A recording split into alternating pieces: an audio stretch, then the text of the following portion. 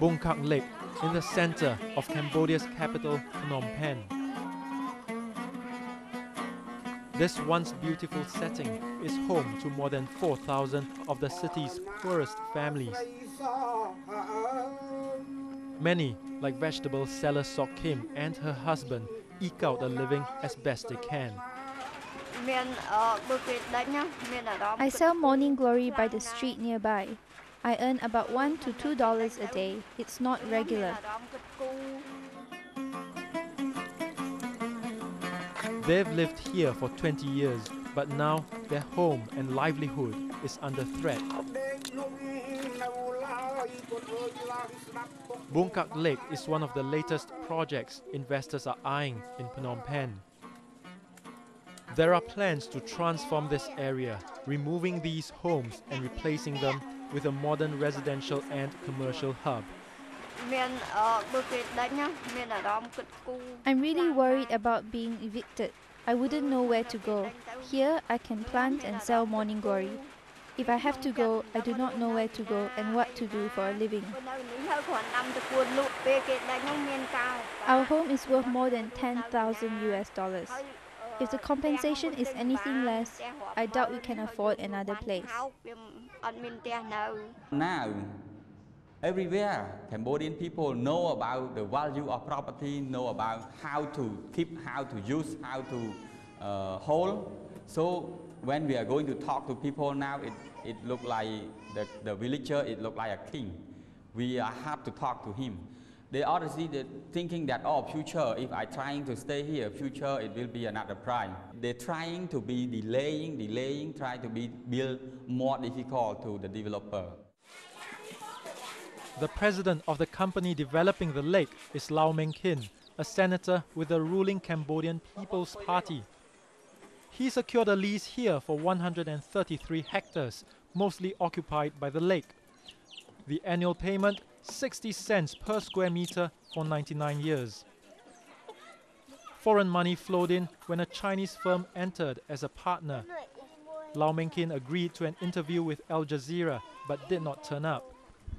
This lease agreement is totally illegal under Cambodian law. It basically signs away the rights of tens of thousands of people who live in this area. People, many of whom are lawful possessors of the land under the land law, or they're bona fide purchasers and owners of their property. All of these families are now living under the threat of forced eviction. David Pratt is the co-founder of NGO Bridges Across Borders. It rents a hut here to conduct classes for children from the community. Its landlady says she was threatened after the NGO began advocating on behalf of the villagers. They told me I had some problems with my house. They said, you rent this house for the purpose of education, but we've found out the activities are related to politics, so you're a rebel.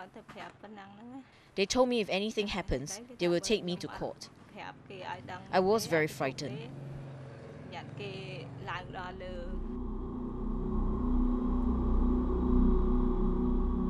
Fear is a powerful weapon of control for a nation scarred from years of bloodletting by the Khmer Rouge in the 1970s.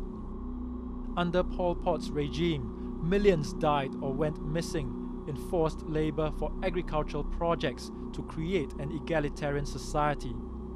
After 4 years in power, the Khmer Rouge toppled in 1979 when Vietnam invaded, but it remained an influence right up to the late 1990s.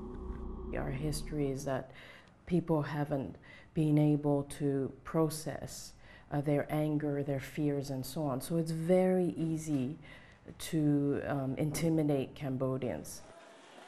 For those pressured to relocate, Dam Nak Troyong is one of the better resettlement sites located more than 20 kilometers away from the city. Chanay's family has been here for about 2 years. Initially, the spacious, airy environment felt like a step up from Dekra home, where they came from, but not for long. Water and electrical supply is irregular. The water doesn't even come to our homes. In the city, it's easier to find work. Here, it's much harder. Each time we travel to Phnom Penh and back, we spend up to $5 on transport. Living here, we don't even earn that much a day. I prefer living there, but they pressured us to move. So what can I do? Before we came from Dekra home, we were told there would be a hospital, a school and a market, but there was none. While a market was recently built, increased transportation costs meant having to pay more for daily necessities. For many, the broken promises remind them of Cambodia's dark past. We've spoken to people in resettlement site who compare this period with the Khmer Rouge period in terms of a loss of identity, in terms of a loss of consultation, in terms of feeling like they can just be disposed. Cambodia's property boom goes beyond Phnom Penh. In the coastal region of Sihanoukville, as well as other parts of the country, foreign investors are being courted to develop land. Just recently, the government leased Snake Island over there to Russian investors for 99 years. Together with a Cambodian investment company, they will pump in nearly $500 million to turn the island into a world-class holiday destination. And a Chinese construction company is involved as well. It's going to build a bridge linking the island to the mainland. Cambodia's land is for sale. Cambodia is really given itself to foreign investors who are not interested in investing, but in buying pieces of Cambodia, economically kidnapping and speculating land in Cambodia. In Sihanoukville as well, speculation has seen communities like this one driven off their land, which is then fenced off and left vacant. These people used to live in Spian Chair, a fishing village nearby. Now they live by the side of the road. April 2007, about 300 men, police and soldiers, they came with weapons and fire trucks. They shot at us, burnt our homes. They also had bulldozers to flatten the huts and lorries to confiscate our property. They have money, they have power, so they just violate the poor people. We don't know why.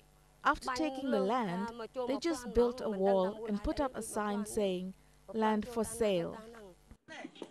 It is people like those from Spian Chair with tenuous claims to land ownership who are most at risk.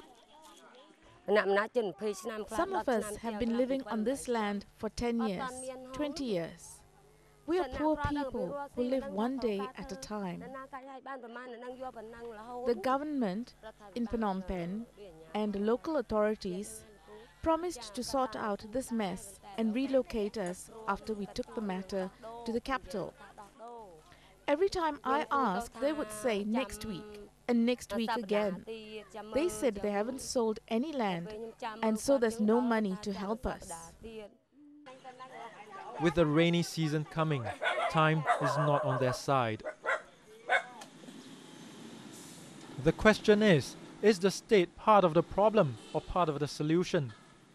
Observers like Anthony Alderson believe the Cambodian government has done a good job in building an environment attractive to foreign investors. The biggest change over the years has been the political stability. And with political stability is obviously